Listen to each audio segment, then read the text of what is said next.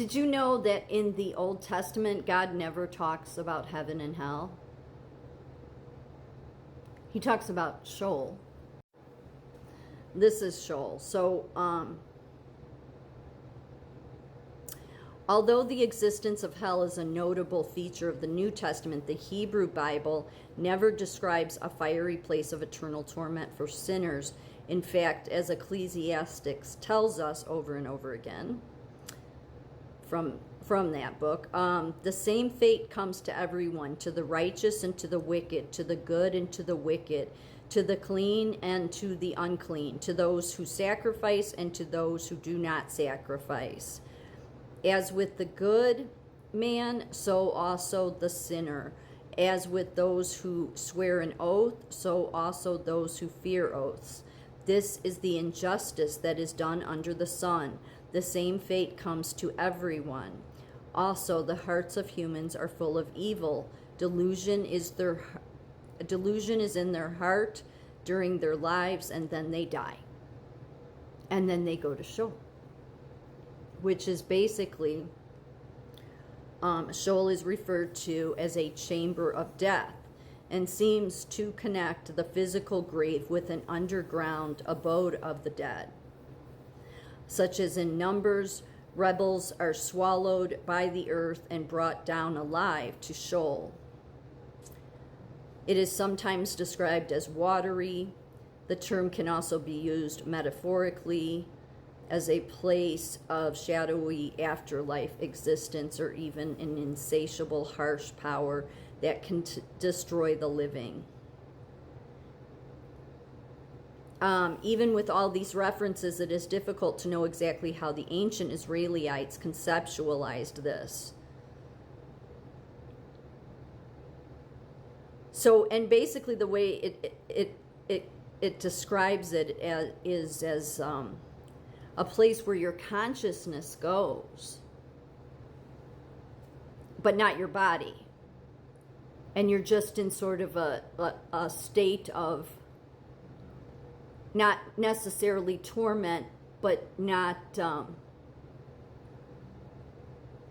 fully aware in a way.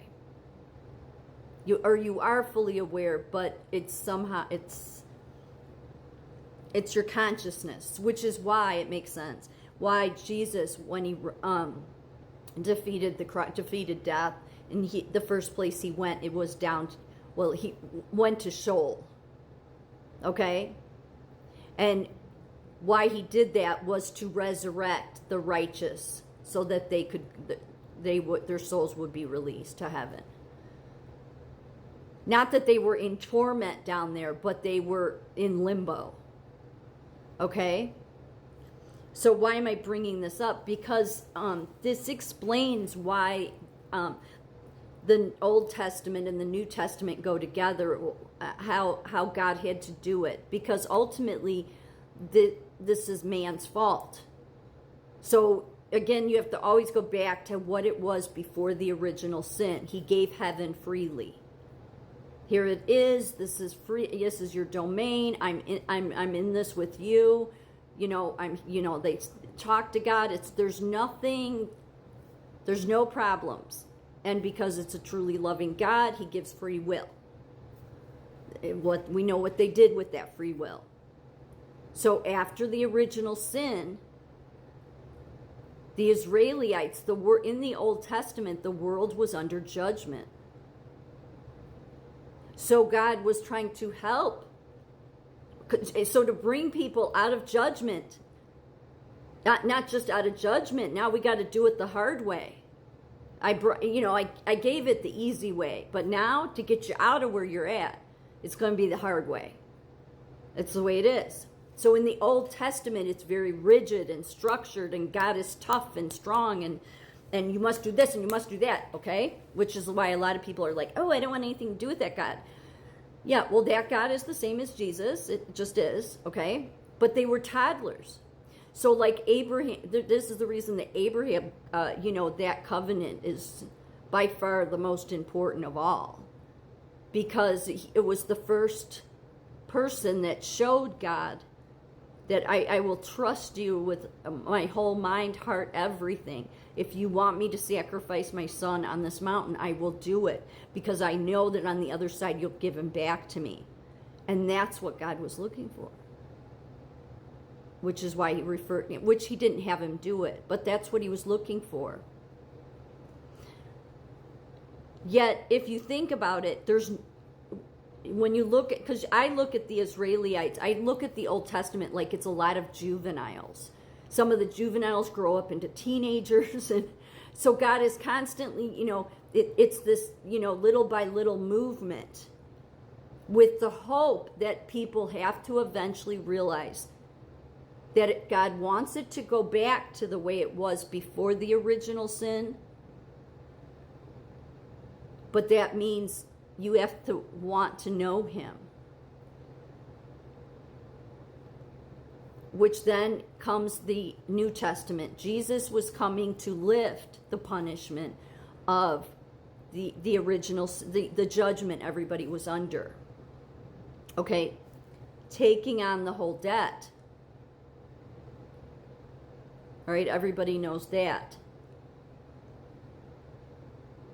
And the reason, like he broke the Sabbath is, again, because, you've grown now. You need to come out of the Old Testament and stop making it all about rituals. See, the reason God didn't talk to them about heaven and hell in the Old Testament is because they wouldn't have, to even understand it when they're in a place of just barbaric kind of, just like it was, live and die gladiator, And so they it needed to start from scratch. You can't start from where Jesus comes in.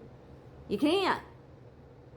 There needs to be understanding. There needs to be understanding of the sin. There needs to be understanding that it's not, the rituals aren't what save you. God wants to know you. He didn't create you just to rule over people and just, check mark if you did all the rituals he want. No, that was because he had to start there with that. So that's why when Jesus came, he talked about, yes, there's a heaven and a hell. And many people get confused, right? Because it's like, well, God defeated the devil, yet the wicked one still rules. Yeah, because God allows him. Why would you think that he does that? Because he's looking for the same kind of loyalty that Abraham was willing to give him. Why do you think the book of Job is in the Old Testament? Because it's showing that even if God takes everything from you, I won't curse God. Even if God does this to me, I'll know there's some reason for it, but I won't curse him. Meaning you're willing, because in the Old Testament, the reason they had to stay true to the rituals and to, following, what the prophet said and all that is because otherwise the consequences would be their crops would be ruined. They wouldn't have prosperity. So that's the reason they stuck with all of that, was what they got out of it, okay? But really the whole point was, in that most especially Jesus's life showing this, is what God wanted is who has the heart for me, which is why in the end, what he will judge isn't how well you did the rituals. It's what your heart is. And there's no way. This is why the works don't matter on your own. The works come naturally. The deeds come naturally after being saved. That's if you're getting to know God, okay? If you just say, listen to these stupid churches that say, oh, go get your head dunked in water and baptized, and you're saved, and then you just leave it there, then God, yeah, you may be saved, but that's not the point, okay? Because God will judge by the heart. He doesn't say, I'm going to judge by the amount of rituals. So by the time Jesus came, even in the Old Testament, there was always a heaven and hell. But because all the people were living under judgment at that point, you have to start from the ground up. You see what I'm saying?